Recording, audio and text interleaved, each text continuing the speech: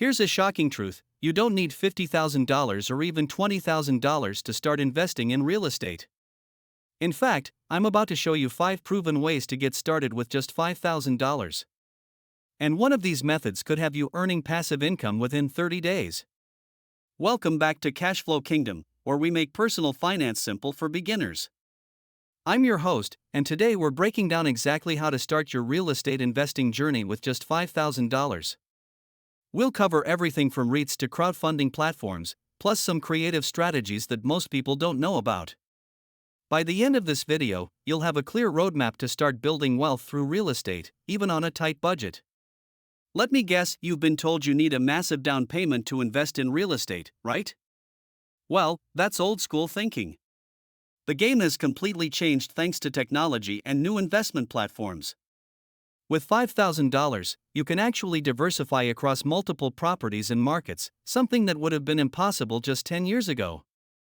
The key is understanding that direct property ownership isn't your only option.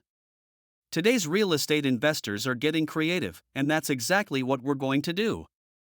Think of your $5,000 as seed money that can grow into a real estate empire. The biggest mistake people make is waiting until they have enough money. Meanwhile, those who start small are already building wealth and learning the ropes. Let's start with the easiest option: real estate investment trusts, or REITs. Think of REITs as mutual funds for real estate. You're basically buying shares in companies that own and operate income-producing real estate. With $5,000, you could invest in REITs that own shopping malls, apartment buildings, hospitals, or even cell towers. The beauty is that you get dividend payments, usually quarterly, without dealing with tenants or maintenance. You can buy REITs through any brokerage account, just like stocks. Some of my favorite REIT categories for beginners include residential REITs, which focus on apartment buildings, and healthcare REITs, which own medical facilities. The average REIT dividend yield is around 4%, so your $5,000 could generate about $200 per year in passive income. Not life-changing money, but it's a solid start that compounds over time. Now let's talk about real estate crowdfunding. This is where things get really interesting. Platforms like Fundrise, Realty Mobile, and YieldStreet let you invest in specific real estate projects with as little as $500 to $1,000. With your $5,000, you could spread your investment across multiple projects. Here's how it works: developers need funding for their projects, so they offer shares to investors like you. You get returns from rental income and property appreciation when the project succeeds. The minimum investments are much lower than traditional real estate syndications. Some platforms focus on commercial properties, others on residential developments. The potential returns are often higher than REITs, typically ranging from 8% to 12% annually. However, remember that these investments are less liquid than REITs, meaning your money might be tied up for several years. But if you're looking for higher returns and don't need immediate access to your cash, this could be perfect. If you're finding these strategies helpful, make sure to subscribe for new money tips every Tuesday. We're always sharing practical ways to build wealth on any budget. Here's a strategy that blows most people's minds: house hacking. This is where you buy a small multifamily property, live in one unit, and rent out the others. Now, you might think $5,000 isn't enough, but hear me out. With FHA loans, you only need 3.5% down on a property you'll live in. That means you could potentially buy a $140,000 duplex with about $5,000 down. You live in one side and rent the other side to cover most or all of your mortgage. I know someone who bought a duplex for $130,000, lives in one unit, and rents the other for $800 per month. His total mortgage payment is $750, so he's basically living for free while building equity. This strategy works best in affordable markets, and you'll need to qualify for the mortgage, but it's incredibly powerful. You're getting started in real estate while solving your housing costs.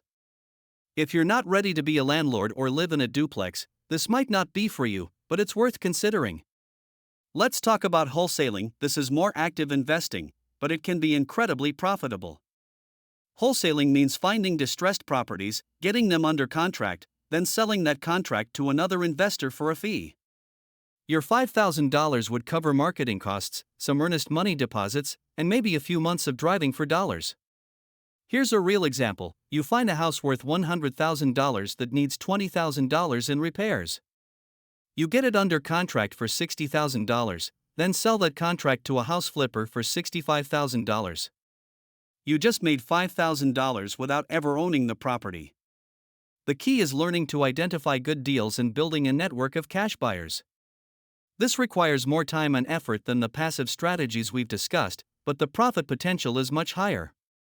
Some wholesalers make $5,000 to $10,000 per deal. However, this is essentially running a business, not passive investing, so make sure you understand what you're getting into. Here's an option that many beginners overlook: local real estate investment groups or clubs. These groups pool money from multiple investors to buy larger properties that individuals couldn't afford alone. With your $5,000, you might be able to join a group buying a $500,000 apartment building alongside 20 other investors. Everyone shares in the rental income and eventual sale profits based on their investment amount. The advantage is that experienced investors often lead these groups, so you're learning while you earn. You can find these groups through Meetup, Facebook, or local real estate associations. Before joining any group, make sure you understand the legal structure, who's managing the property, and how profits are distributed. Get everything in writing and consider having a lawyer review the partnership agreement.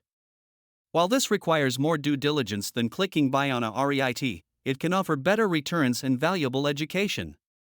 Plus, you're building relationships with other investors, which is incredibly valuable for your future deals.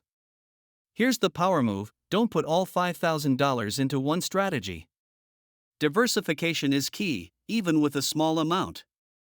Consider putting $2,000 into REITs for immediate liquidity and steady dividends, $2,000 into a crowdfunding platform for higher returns, and keeping $1,000 for opportunities like wholesaling or joining an investment group. This way, you're learning multiple aspects of real estate investing while spreading your risk. As each investment grows, you can reinvest the profits and gradually increase your exposure to the strategies that work best for you. Remember, this is just the beginning. The goal isn't to get rich from your first $5,000, it's to start building experience, generating returns, and growing your capital.